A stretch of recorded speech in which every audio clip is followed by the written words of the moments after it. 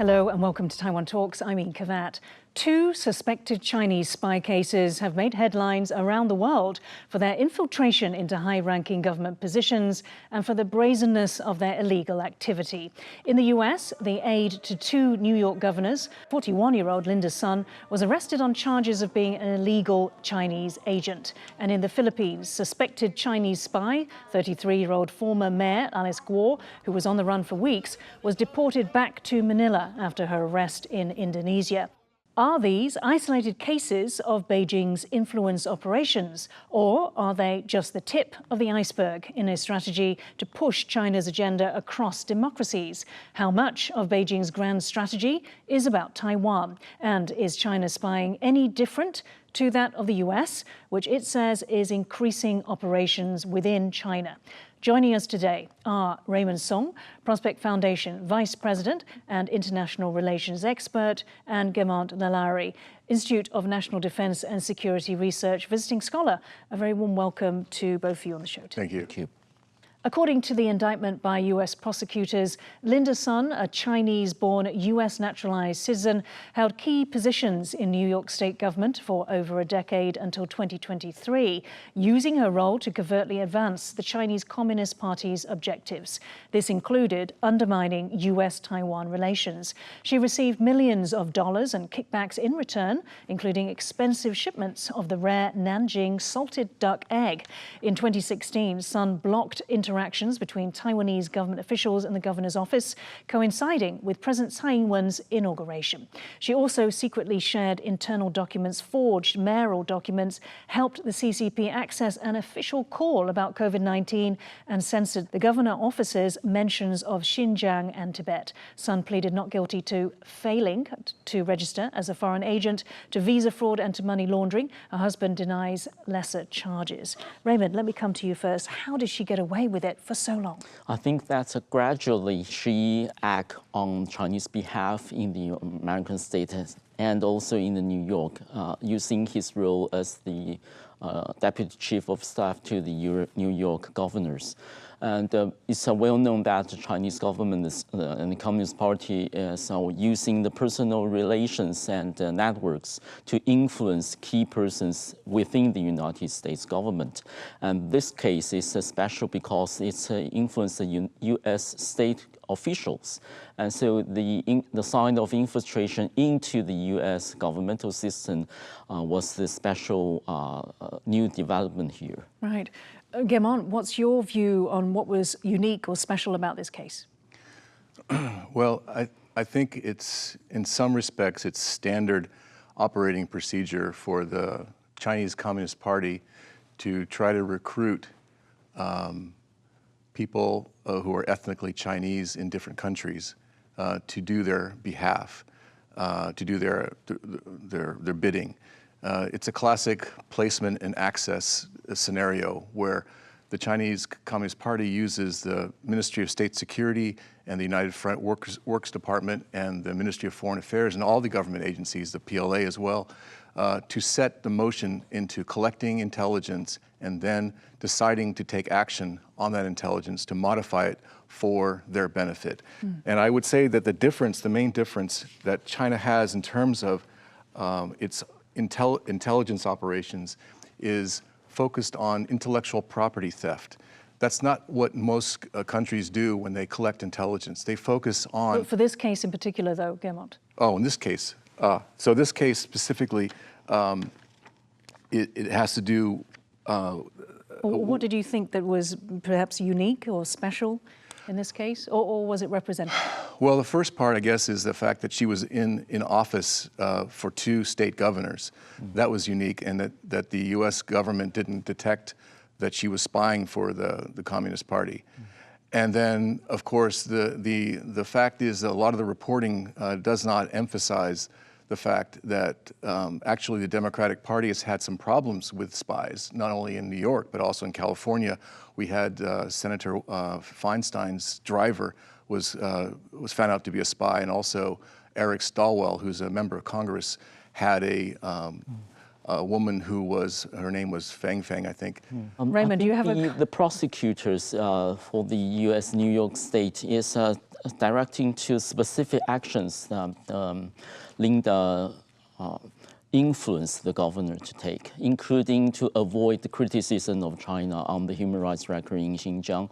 Also influence, for example, setting up liaisons between, even in COVID period, liaisons between Chinese officials to New York State officials, and also change the plans for the visit of Taiwan officials with the New York officials. So those are the specific actions that Linda So do you believe that was, this is what makes this case unique, and Raymond? Is that the other right? side of the evidence that she took money from the Chinese government. And she used those monies, laundered money to buy luxury cars and delicacies from China was used to lure her. So according to the foreign agent regulations under the US law, that if you took money from the foreign government and used that to work within the political system of the United States, to work for foreign government, you have to declare your interest. Right. And so, Guermantes, if you can explain to us, I mean, obviously every country has spies. Right. The US also has spies. Right. How is this case different to a US spy case? Well, the U.S. and other countries around the world don't use their spies to collect economic intelligence to promote the private companies in their own country to build their own the competitiveness that China does. So basically, what happens is China aggressively will steal intellectual property from companies and then give that information to Chinese companies so that they compete better against American companies, and eventually American companies lose business, go out of business, and the Chinese companies become the dominant force. Right. In fact, but this wasn't the case with Linda Sun, right? Sorry? Was this the case with Linda Sun? Well, in the case of Linda Sun, she was an agent of influence, which is a bit different than economic espionage. You asked me about what does China do that's unique or the same as other intelligence organizations. So Linda Sun was an agent of influence, and what her job is to make sure that the Communist Party's priorities are covered, and anything that the governor's office was pursuing that was counter to the Chinese Communist Party's desire was stopped. This similar type of activity has occurred several times in many countries, including Canada, and there's many cases that's a problem. In the Philippines, former Mayor Alice Guo is to face justice after weeks on the run across Southeast Asia.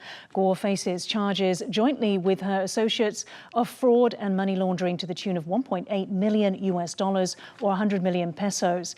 Her so-called sister Sheila and business partner Cassandra Leong were among those charged. Suspicion that Guo is a sleeper agent working as an asset for Beijing have grown. She was found to have the same fingerprints as a Chinese national by the name of Guo Huaping from 2005 immigration records. She also has property ties to Chinese business partners, serving jail time in Singapore, convicted of money laundering using forgery. Raymond, let me come to you. Do you believe Guo is a Chinese spy, or is she simply a criminal? There's an investigation needs to do, because the mystery surrounding her identity is the cause of allegation of that she is working for China, because she may not be the Filipino nationalities as she claimed, because she still need to really point it out her real identity to explain why the fingerprint matched Chinese nationals. Yeah. Guermantes, what's your view? Do you think she's a Chinese spy? The courts in the Philippines will determine whether they will punish her if the evidence is sufficient. But it's my opinion that she is ethnically Chinese in the Philippines. The Chinese government, as I mentioned before, tries to control the ethnic Chinese all around the world. And so they have spies in those communities. And people don't get to powerful positions without the express permission of the Chinese government. And so therefore, I would argue that there's a high likelihood that she is directly connected to the Communist Party of China, and and she would not have gotten into a public, powerful position without their support. Right. And do you believe that there are many cases like Guo and like Sun around the world? Yes. Just in the United States, for example, in the last 10 years, there's been over 200 cases of espionage by a variety of people, not only ethnic Chinese, but also Americans who don't come from China. Right. But the majority of them are ethnically Chinese. But these would be the highest profile to date, I mean. Right, and, yeah. and don't forget, these are the ones that were caught. We don't know which ones are still operating in all countries around the world. So I believe that the Chinese Communist Party of China had two significant emotional events in their beginning, 1926, 27, and 1936. They were almost destroyed. But the reason why they survived was because of their intelligence network that compromised the KMT, the Nationalist Party in China. So they learned quickly that if they don't have intelligence assets within the community of their enemies, they could be destroyed. Right. Raymond, after Linda Sun's arrest, there were calls for the expulsion of China's Consul General in New York, that is Huang Ping. Yes. Now, the governor's office said, this is New York governor's office, said that Huang had been removed, but then the State Department contradicted that and said that he had actually left because his term was up and it wasn't to do with an expulsion.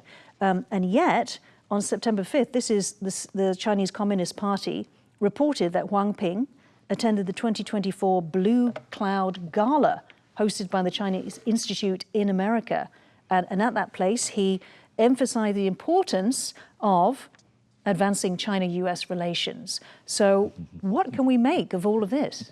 It is customary that if a certain person with the diplomatic or consular status in the host state was found to be involving espionage, that will be considered as a persona non grata and be expelled.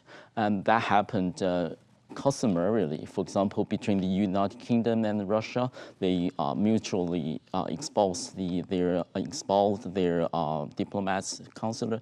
And also for the United States, what happened in 2020, the closure of Houston's consular in Texas, alleging that the Trump administration alleging that's a hub of spies and dens of spies and covering all kinds of espionage activities. Those are clear evidence cases that expulsion will be involved, or even closure of the whole embassy or a consular office will be involved. Yes. But for this case, of course, this one is for more delicate or softer version for the United States to say government to say that that consular in New York, it was considered already removed from her position. It's a softer version of that, but of course, the PRC have a different version of the story. Right, and so Guermantes, we heard there from Raymond. Was it simply admittance that there isn't enough evidence?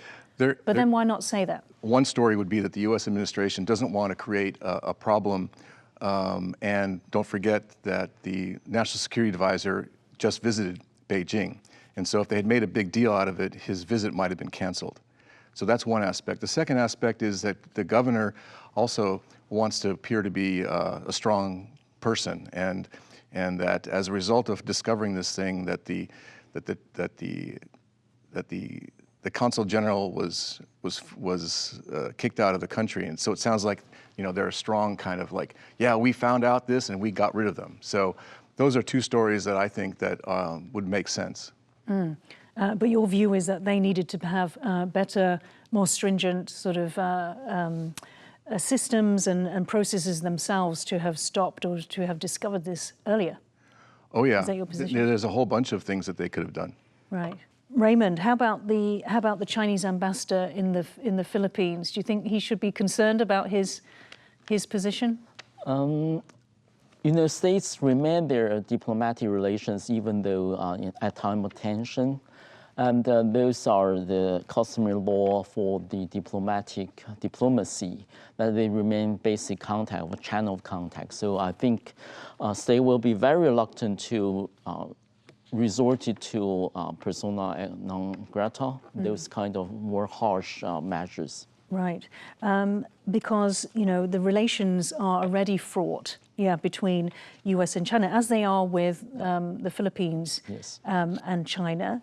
In addition to the Linda Sun case, there's also a recent case of the 75-year-old Queens resident Wang Shuzhen, who is known as a democracy activist, but actually he was convicted of spying for China, and 2 men were also accused of running a secret police station, Chinese police station in Manhattan. Right. Guermantes, let me come to you. Yes. How should we see this sort of rash of cases coming into the public spotlight in the light of the upcoming U.S. presidential election, or should we? So I believe that it shows that we really need to be concerned about the influence of the Chinese Communist Party against the U.S. government and how they're trying to manipulate the outcome of that election. In the past,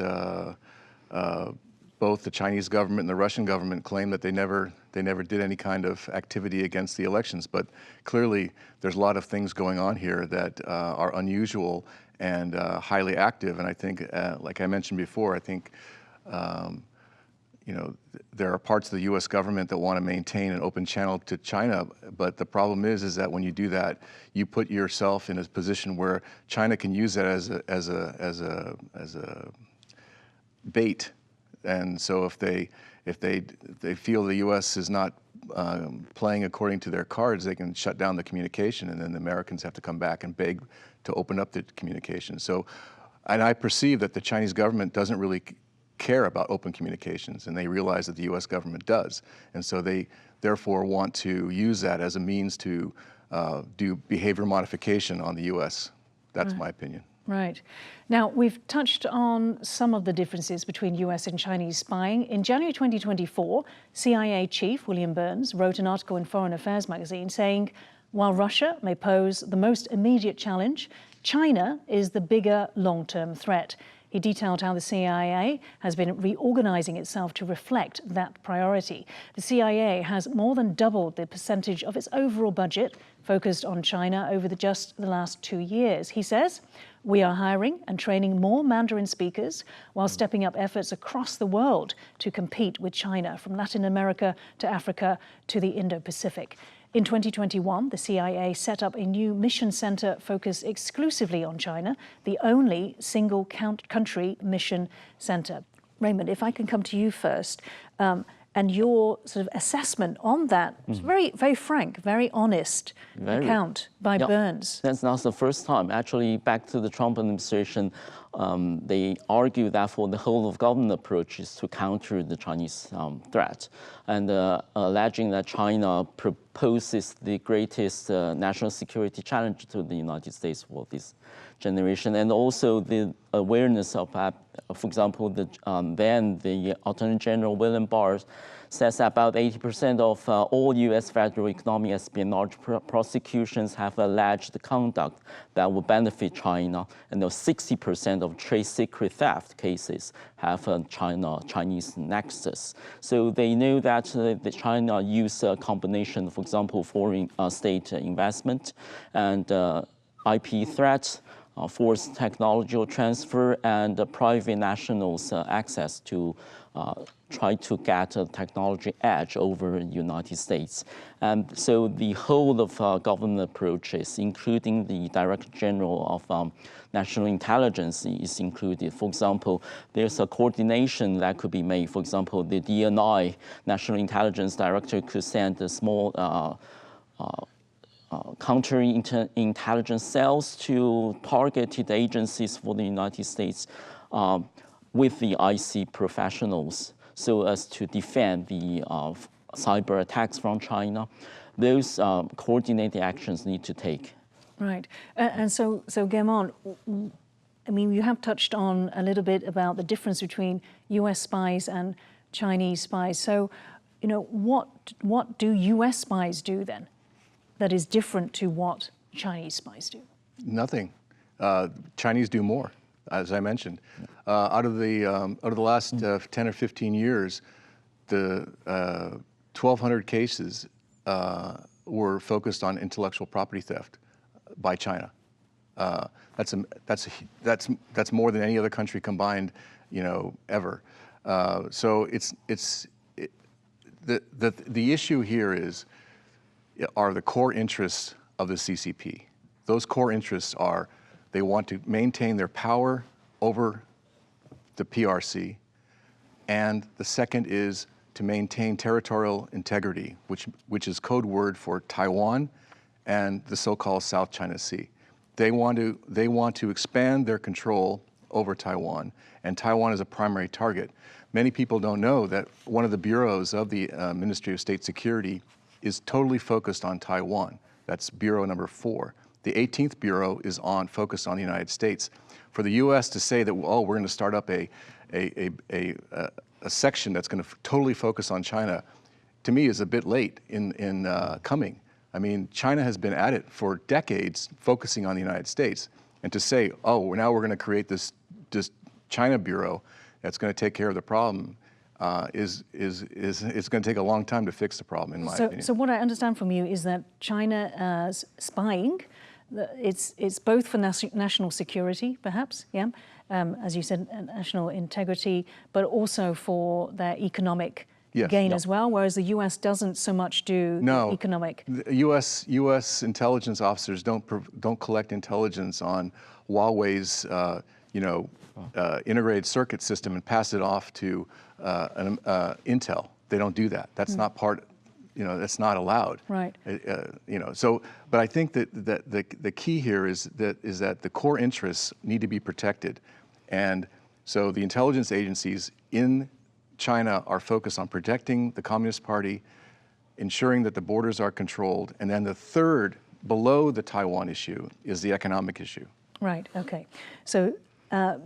Just to reinforce what Guermantes said, Raymond, so former CIA senior official Dennis Wilder does say that the primary mission of Chinese intelligence agencies, he said it's the primary mission, is to, quote, disrupt Taiwan everywhere. And also FBI Director Nicholas Ray, just in this year, has said CCP wants to prevent the United States from being able to get in the way of a potential future crisis between China and Taiwan by 2027. For China, does it all really come down to Taiwan? Part of it, and Taiwan is an integral part of it. There's several ways that China wants to achieve. For example, influence U.S. public opinions. There's influence game to win influence to try to foster a view that the U.S. soldiers don't need to sacrifice to defend democracies of Taiwan, and also try to cyber attack for the military system and command system for the U.S. Military, and that's a part of the concerns over the AI technologies used for the military purposes. And secondly, about their dual use of the civil equipment to transform it for their military use. Those are not normal function for technology transfer. And also try to influence the political figure like the Linda case. Try to infiltrate into the U.S. decision-making processes.